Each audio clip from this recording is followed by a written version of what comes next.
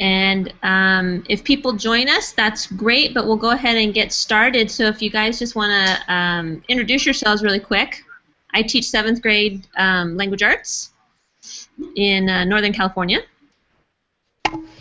I teach high school English in Northern California. Aha. I'm Nate. I teach high school English in Denver, Colorado. Okay. Can you guys see me? Yes, we can see you. Yes. Okay, yay. Go ahead, Michelle Stein.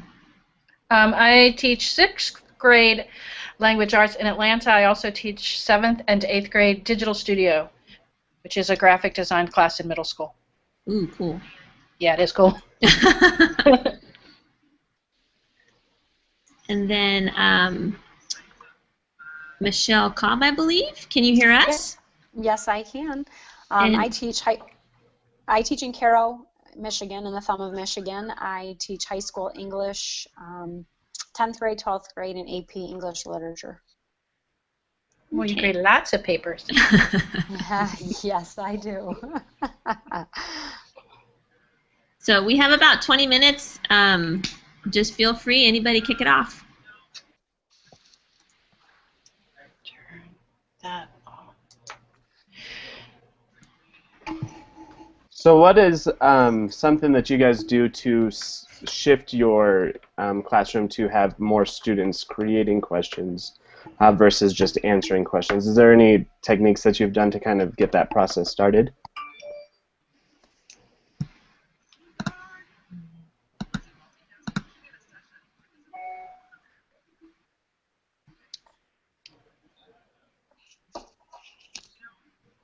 I haven't. That's why I'm here. I want to hear some suggestions for, and especially with the younger kids. It's hard to pull them out of the, what is it I need to do?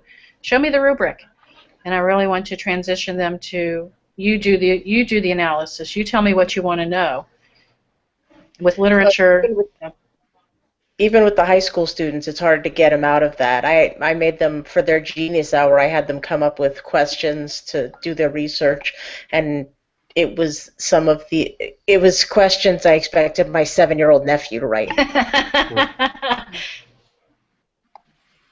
I know just in my English classroom, a lot of times through the use of mentor texts, I just kind of throw some mentor texts at them and we just start saying, what do you notice? And it is very hard because I find too that students don't know how to ask questions. They don't want to because it's too hard. They just want to be told what to do. But I find that when they sometimes begrudgingly came into my room because they knew I wasn't going to tell them what we were doing, that I was going to design some experience that, you know, they had to figure out what to do. So in English, I use mentor text to kind of get them to ask questions about what they notice. I actually, I've been doing lit circles for the last couple of years, and last year I redesigned the roles, and one of the roles that my student teacher and I came up with was the devil's advocate.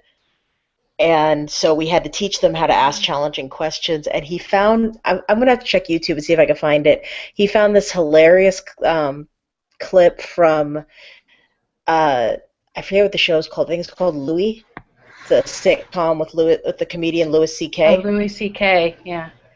It was him sitting at a table, and for the span of 3, 4, 5 minutes, he's having a conversation with his daughter who just keeps asking the question, why? She said, and she got so much information out of him. It was hilarious. I showed that to my students, and from then on, that was one question I could be guaranteed that they would ask. If I said, come on, I want some questions, they'd say, why? I'm like, okay, that's a good start. Let's go on from there. I'm going to go on my other monitor and see if I can find it as we're talking, because that sounds like a great resource. Yeah, I'm looking for it too.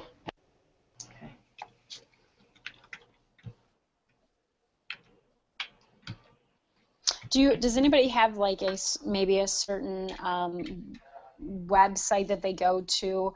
I know the last time we did an EdcampHOME, maybe one of the first EdcampHOMEs, they use Linowit, which I thought was pretty awesome. So in my classroom, I did Linowit to cover some key ideas. But is there any like site that maybe somebody can think of that you're like, you know what, that's a great place for students to maybe discuss, generate questions, share? I mean, I know Google Docs, they can do that, but maybe something a little bit, I don't know, something along that lines.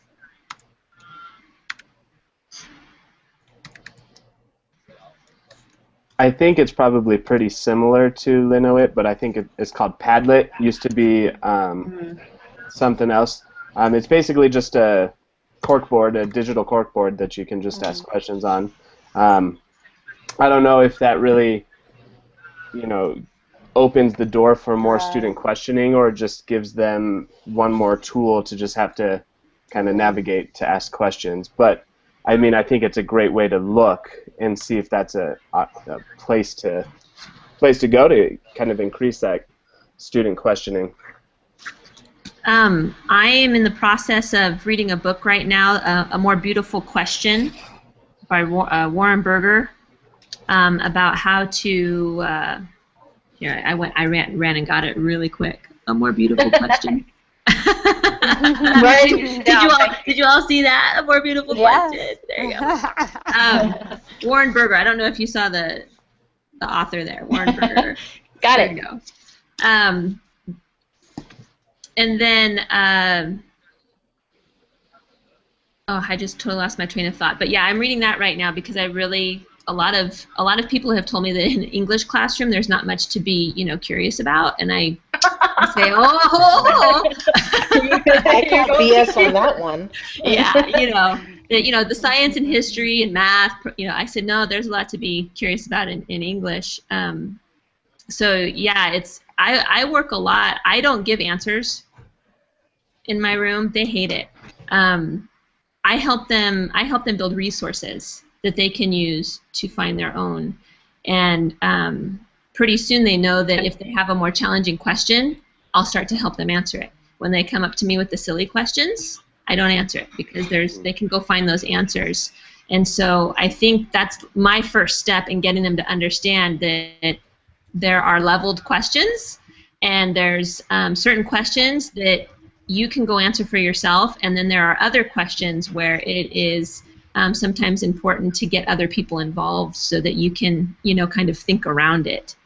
I think sometimes it's hard to help them understand that we're teaching them how to process thinking. That it's not necessarily one answer, but thinking through the process of analyzing what it is you're searching for. And that's a learned trait. It's not something that I think we do naturally as humans, because we want the answer. And that's a very good point.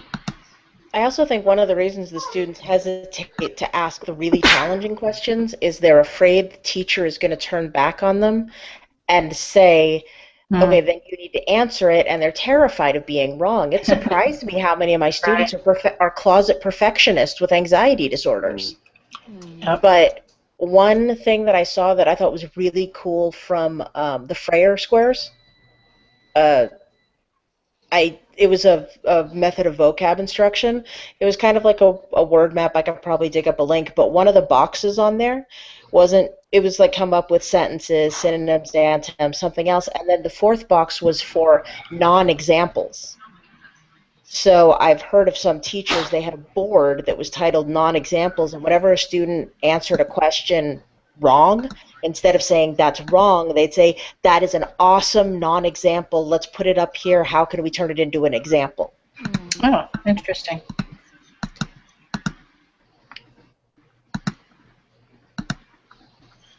So I think for me, that's what, with my students, is I just need to get them over that fear of looking stupid or possibly failing, which is, more growth mindset stuff.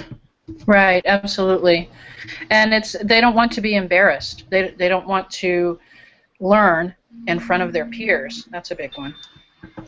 I know that I'm very careful as to how I even structure asking questions in my room, so that it's not that I'm looking for a right answer, I talk to my students a lot about how sometimes a question leads to more questions, and that's okay. And so I use, just on a very simple basis, I use words like, what might you think is going on here? Making sure that I am not asking for one correct answer, so that I can open it up, so that if a student does have another question, they feel comfortable to ask it, because I am not trying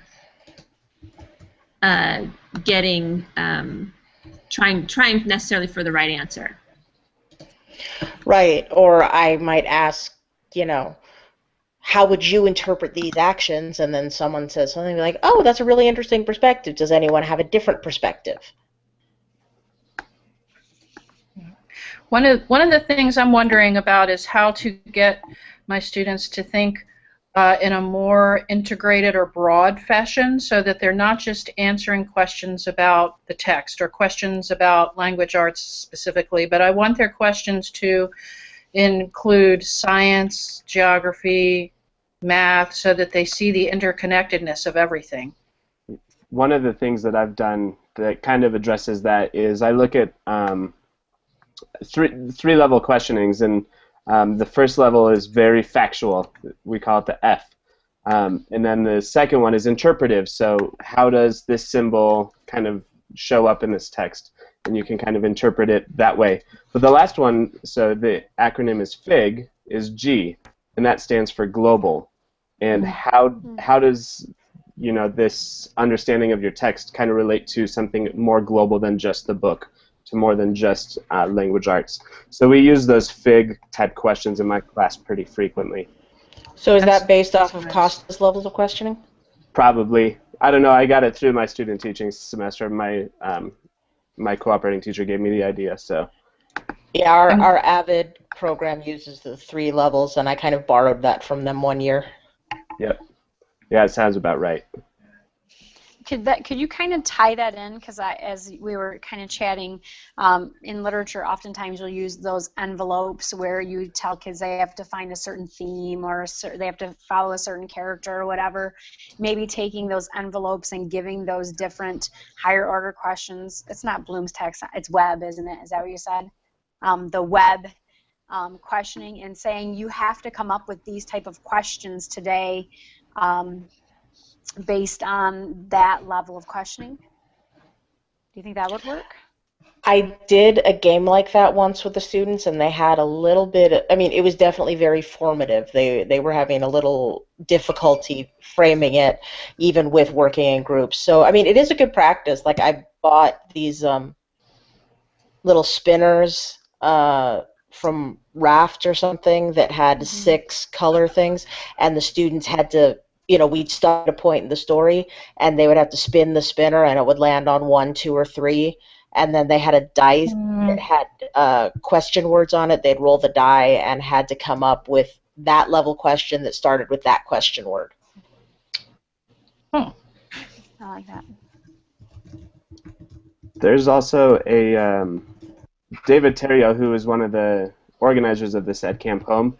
I don't know if anyone has looked at his blog, but I'm going to post a link in the chat here that's got a blog about how he had changed Socratic seminars, and it's a very, I'll just say it's a rabbit hole. Once you get looking into what he's doing with his class, it's pretty amazing, and I think it's a great place to start if you want to look at how to have students making those questions from the beginning. I have not tried his theory yet, or his, I don't know what you want to call it, his unit, but I think it's pretty valuable, and I think there's a lot to it that we could explore. And it kind of follows the soapstone idea from examining a text, and they're creating questions based on each of those things. Cool. Thank you.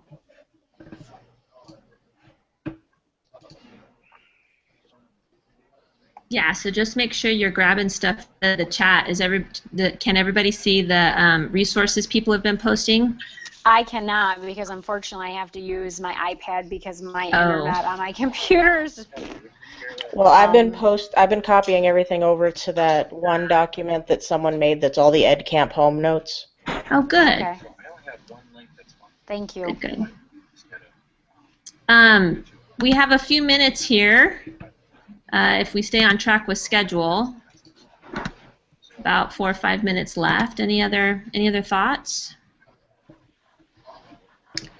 I'd like to get some opinions on some of the things I've tried to do with assessment include open-ended projects based on the literature that I'm having students read. And I've gotten mixed feedback as to whether parents think it's too much to ask of a student of that age, and I just want to get some feedback from you all to see what you think. An example of what I'm talking about is my students read Peak by Roland Smith, significantly younger than the students that you teach, but it's all about climbing Mount Everest. And one of the things I asked my students to do as part of an assessment was to create a symbolic mountain.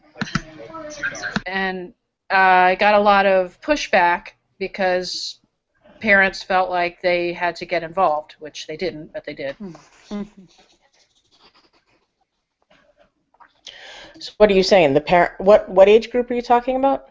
This is middle school, and it was in a very open-ended question, not what they were used to at all. It wasn't give me information. It was, I need you to think creatively and represent a mountain. They could do it however they wanted.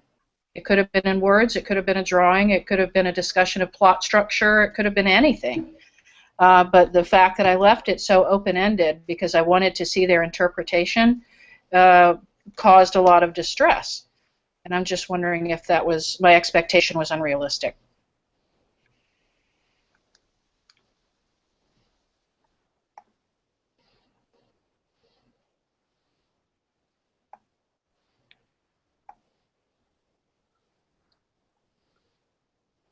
No thoughts. To be honest, Michelle, it's kind of one of those things. I don't know I'm not quite grasping the frame of reference that you're giving to them, but it seems like if you're knowing your students and you know what they're capable of, it seems like if you're giving them something that you don't think is too outlandish, I mean, if the pushback is coming back as something that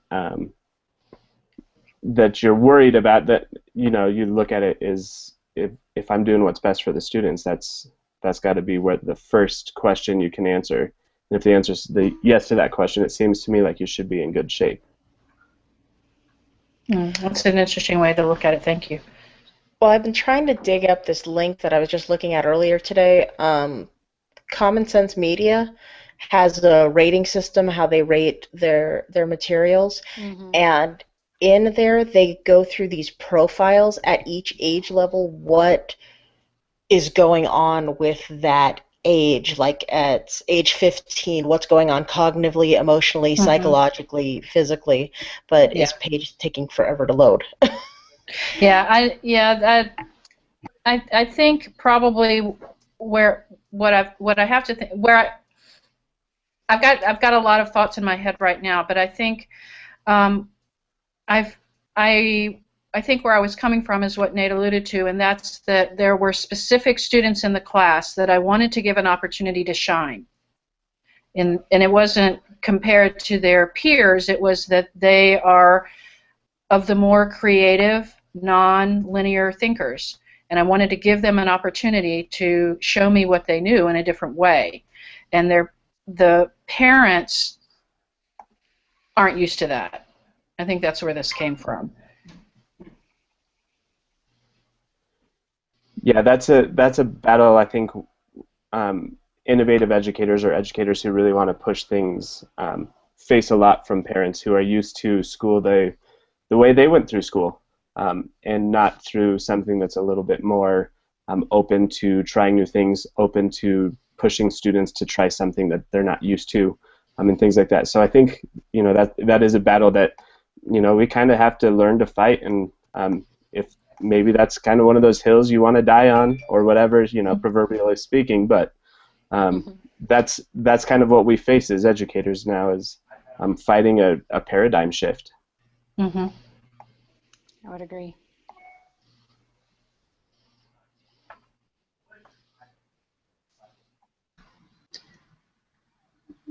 Jameson, are you getting some stuff? Sorry we got you in late.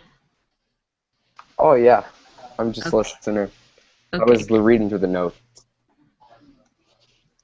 Anything you can share? Do you do anything that helps getting kids asking more questions? Um, I think for me, it's just more of trying to always be approachable, and not making questions seem like it's the worst thing in the world. Because I know some kids have kind of come into that mindset of like, oh, if I ask a question, that means, I'm dumber than everybody else. But I'm trying to get them in that mindset of how important questions are, and to realize, we ask questions all the time, right?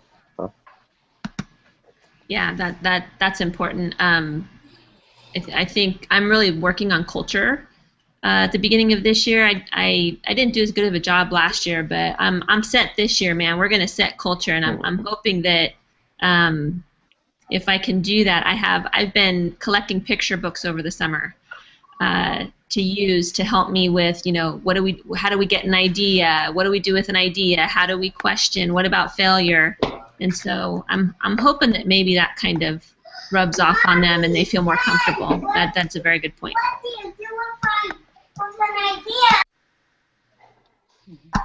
Sorry, my daughter just started talking about the picture books because I've been reading them. That's a good idea.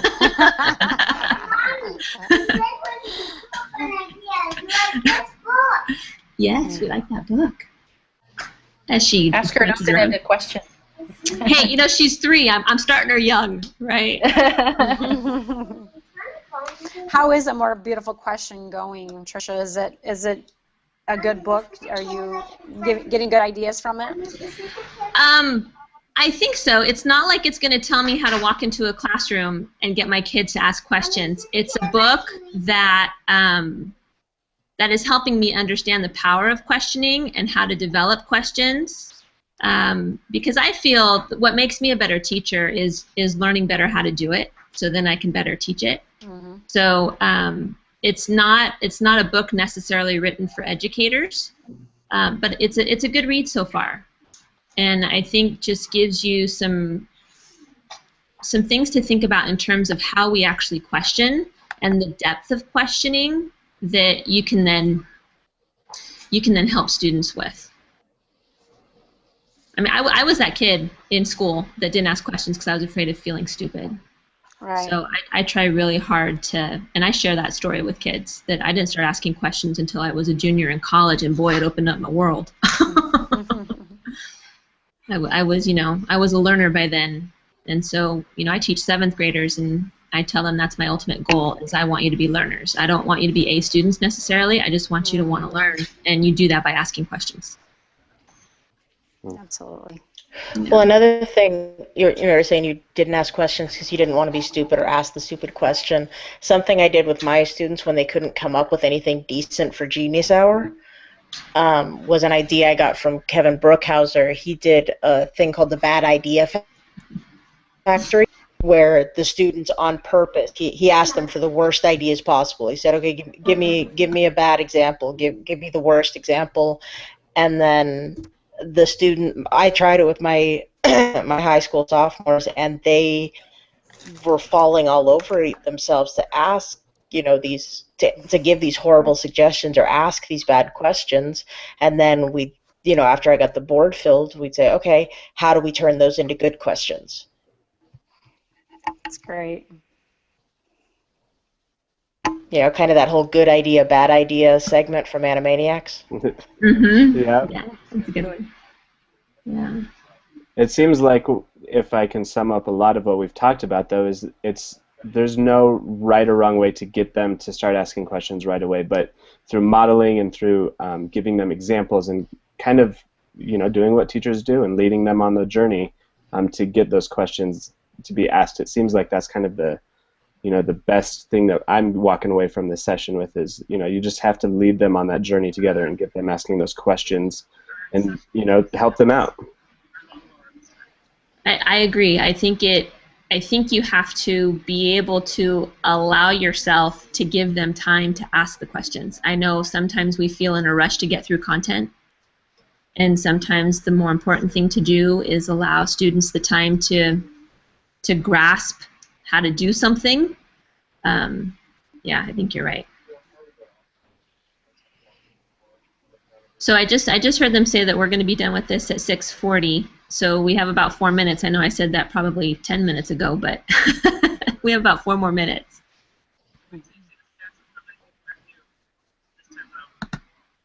Well, some great ideas. I am taking away some ideas. I definitely am going to check out David's Socratic Seminar Changes. I'm going to look into that book. I love the devil's advocate idea. You know, getting those ideas out and being that devil's advocate, because everybody loves to do that. Oh, we did it for other readings. It wasn't just their lit circles. Then after I had taught them to be the devil's advocate and what were the other roles? The Illuminatus and the conspiracy theorist and the puppet master, then it would just be like, okay, we're going to talk about the story, and if you're on this side of the room, you have to be devil's advocate. If you're on that side of the room, you're the conspiracy theorist. And they just jumped right into it. They love being conspiracy theorists. And just so you know, every resource that you guys posted in the chat, I tweeted it out. That's where I was for that brief period where I took my camera off. I was tweeting out all those resources. So if you go to my me on Twitter or edcampHOME, I tweeted all of those links out. Yeah, I keep looking to the right because I've got Nerf up there and I'm following all the Twitter feed as we're talking. But I'm thrilled to the using the die with the question words. I think is going to be a huge hit with the students that I teach. That's such a clever idea, and I definitely am going to take that one away, as well as three leveled questions, which I knew about but needed the reminder. So I appreciate that. There's something that just dawned on me that I had seen. It's like the thinking hats. Has anybody seen that? I want to say 6, and they're like colored.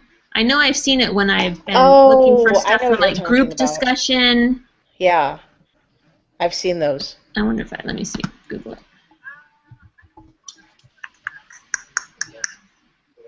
it. Yes, it's actually a book, but there's all kinds of things. I remember being in like Lakeshore or Callaway. It's actually a product with like different. You buy the different colored hats. Yes, white is the observer. Focuses on gathering information, objective facts. Red is feeling. So you can turn these into questions.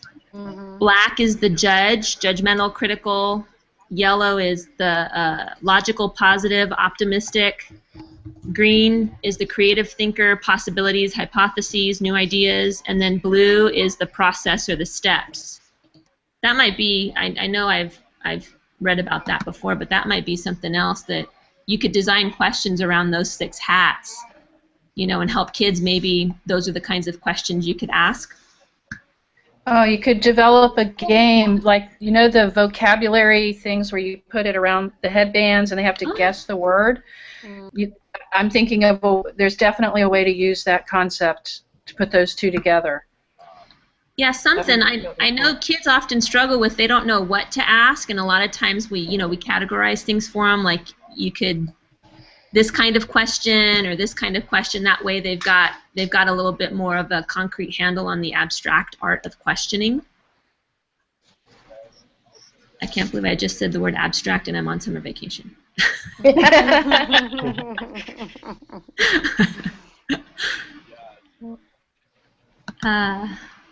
Well, if there's nothing else to share, we can start wrapping this up. Good group. I only had one other person in my other session, so nice to have a bigger group, better minds, more thinking. And yeah, be sure, follow people on Twitter or watch this again and see the ideas. And just a reminder, I did post everything on Twitter. So any last minute comments? Yep. And the doc, yes. Any last minute thoughts? No, just for me, just thank you to all of you for being so open and sharing your resources and thoughts. Hey, that's what this is about. It's fun. Power of the community. That's right. Okay, guys, well, have a good night. Thank Thanks. you as well. Yeah. Thanks for initiating, care. Tricia. No Thank you. problemo.